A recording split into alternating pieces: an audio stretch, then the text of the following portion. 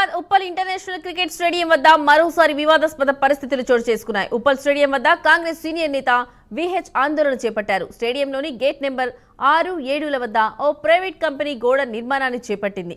ఈ నిర్మాణం వల్ల క్రికెట్ అభిమానులు ఆ గేట్ల ద్వారా స్టేడియం లోపలికి వెళ్లే అవకాశం లేక తీవ్ర అసౌకర్యానికి గురవుతున్నారు.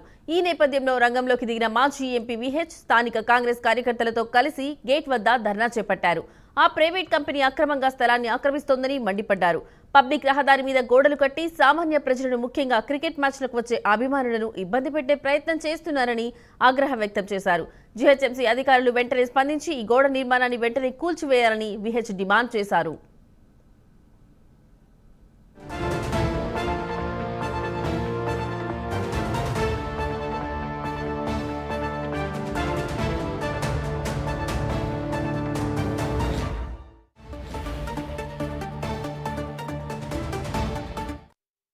ఎవరే కానీ ఇల్లు పెట్టేటప్పుడు కానీ జగ్గ కొట్టేటప్పుడు పక్కోని అడుగుతారా లేదా?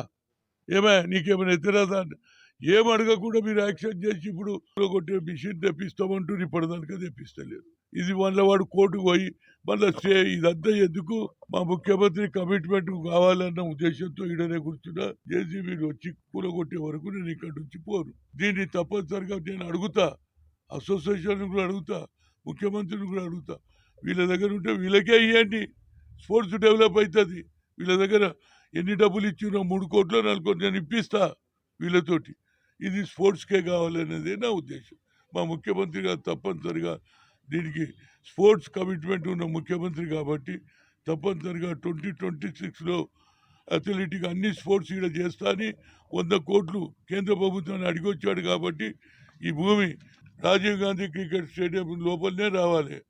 వీళ్ళ దగ్గర ఎన్ని పైసలు ఇచ్చినో అవన్నీ పైసలు ఇప్పించడానికి కూడా నేను ప్రయత్నం చేస్తాను. ఎవరే కానీ ఇల్లు పెట్టేటప్పుడు కానీ జగ్గ కొట్టేటప్పుడు పక్కోని అడుగుతారా లేదా?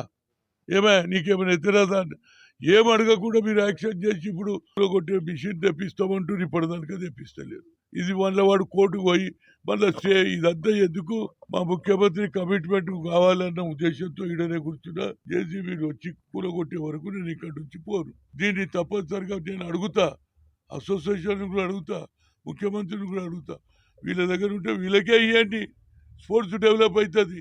వీళ్ళ దగ్గర ఎన్ని డబ్బులు ఇచ్చినా 3 కోట్లు 4 కోట్లు నేను ఇప్పిస్తా వీళ్ళతో.